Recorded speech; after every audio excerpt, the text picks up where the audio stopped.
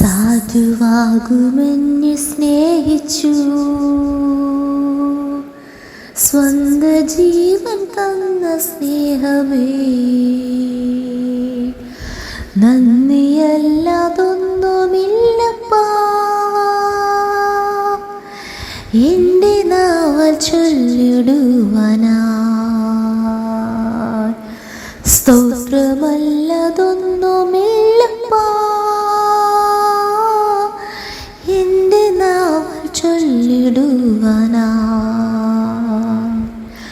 നിത്യസ്നേഹമോർക്കുമ്പോൾ, വൻ കൃപകളോർക്കുമ്പോൾ, എങ്ങനെ സ്തുതിക്കാതിരുന്നിടും.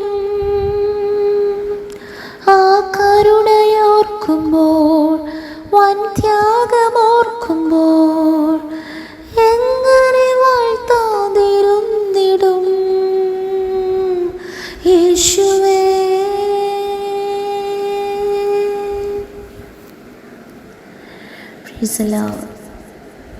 അതെ, കരുണയും കൃപയും ദീർഘക്ഷമയും മഹാദയയുമുള്ള നമ്മുടെ നല്ല കർത്താവ് ഓരോ നാളും ആ യേശുക്രിസ്തുവിൻ്റെ യേശുക്രിസ്തുവിൻ്റെ നിറവിൽ നിന്ന് നമുക്കെല്ലാവർക്കും കൃപ ലഭിച്ചിരിക്കുന്നു എന്ന വചനപ്രകാരം കർത്താവ് നാൾതോറും കൃപകളെ നൽകി കർത്താവ് നമ്മെ നടത്തി വരുന്നു.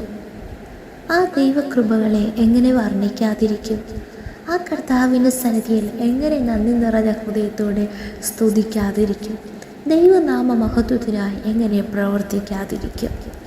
അതേ, സ്വന്തം ജീവൻ നൽകി നമ്മെ രക്ഷിച്ച, നമ്മെ വീണ്ടെടുത്ത ആ നല്ല കർത്താവിൻ്റെ സന്നിധിയിൽ ആ കൃപയെ ഓർത്ത് നന്ദി നിറഞ്ഞ ഹൃദയത്തോടെ ആ കർത്താവിനെ നമുക്ക് സ്തുതിക്കാം, സ്തോത്രം ചെയ്യാം. ആ ദൈവനാമ മഹത്വത്തിനായി നമ്മുടെ ജീവിതം സമർപ്പിച്ച് ഓരോ നാളും നമുക്ക് ജീവിക്കാം. എന്നെ ശ്രവിക്കുന്ന എല്ലാ പ്രിയ ദൈവമക്കൾക്കും യേശു ക്രിസ്തുവിൻ്റെ നിസ്തുല്യ നാമത്തിലുള്ള എൻ്റെ സ്നേഹവന്ദനങ്ങൾ. ഈ ദിവസത്തിലും അല്പസമയ ചിന്തയ്ക്ക് ആധാരമായ അപ്പോസ്തലനായ പൗലോസ് കൊരിന്ത്യർക്ക് എഴുതിയ 2-ാം ലേഖനം 4-ാം അധ്യായം അതിൻ്റെ 15-ാം വചനം നമുക്ക് വായിക്കാം. കൃപ പലരിലും പെരുകി ദൈവത്തിൻ്റെ മഹിമയ്ക്കായി സ്തോത്രം വർദ്ധിപ്പിക്കേണ്ടതിന് സകലവും നിങ്ങൾ നിമിത്തമല്ലോ ആകുന്നു. അതെ, അപ്പോസ്തലനായ പൗലോസ് ഇവിടെ പറയുന്നു, ഒന്നാമത് നാം വായിക്കുന്നു, കൃപ പലരിലും പെരുകി. 2, ദൈവത്തിൻ്റെ മഹിമയ്ക്കായി. 3, സ്തോത്രം വർദ്ധിപ്പിക്കേണ്ടതിന്. അപ്പോൾ 3 കാര്യങ്ങളെ നമുക്കിവിടെ കാണുവാൻ കഴിയും. 1, കൃപ. 2, ദൈവത്തിൻ്റെ മഹത്വം. 3, സ്തോത്രം. അതേ, കൃപയെന്ന് പറയുമ്പോൾ നമുക്കെല്ലാവർക്കും അറിയാം, അർഹിക്കാത്ത സ്ഥാനത്ത് നമുക്ക് ദൈവം നൽകുന്ന ദാനമാണ് കൃപ.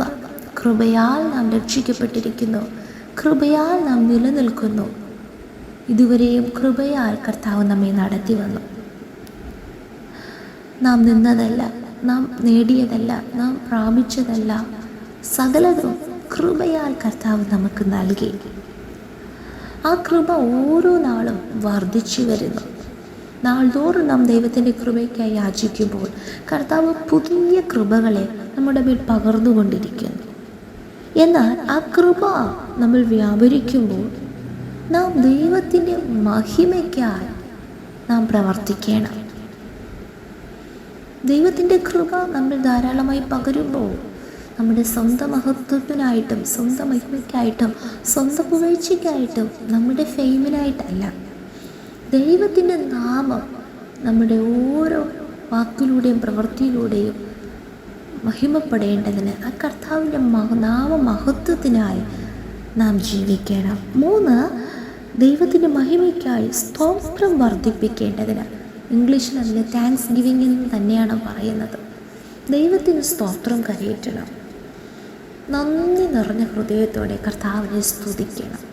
പുറമേ മറ്റുള്ളവർ കേൾക്കുവാൻ വേണ്ടി അധരം കൊണ്ടുള്ള സ്തോത്രവും സ്തുതിയുമല്ല, പുറമേയുള്ള വർഷിപ്പും ആരാധനയും ഒന്നുമല്ല. ഹൃദയത്തിൻ്റെ ആഴത്തിൽ നിന്ന് നന്ദി നിറഞ്ഞവരായി നാം സങ്കീർത്തനങ്ങളാലും സ്തുതികളാലും കർത്താവിനെ പാടി സ്തുതിക്കണം, ആരാധിക്കണം. സന്തോഷകാലത്ത് മാത്രമല്ല, സമൃദ്ധിയുടെ കാലത്ത് മാത്രമല്ല, ഇവിടെ അപ്പോസ്തലനായ പൗലോസ് ഇത് പറയുമ്പോൾ അവർ പോകുന്ന സാഹചര്യങ്ങൾ വളരെ ദുഃഖകരമായ അവസ്ഥകളാണ്.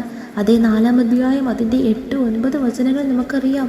നാം ഇങ്ങനെ വായിക്കുന്നു, ഞങ്ങൾ സകല വിധത്തിലും കഷ്ടം സഹിക്കുന്നവരെങ്കിലും ഇടുങ്ങിയിരിക്കുന്നില്ല, ബുദ്ധിമുട്ടുന്നവരെങ്കിലും നിരാശപ്പെടുന്നില്ല, ഉപദ്രവം അനുഭവിക്കുന്നവരെങ്കിലും ഉപേക്ഷിക്കപ്പെടുന്നില്ല, വീണ് കിടക്കുന്നവരെങ്കിലും നശിച്ചു പോകുന്നില്ല. ദൈവത്തിൻ്റെ കൃപയാലാണ്.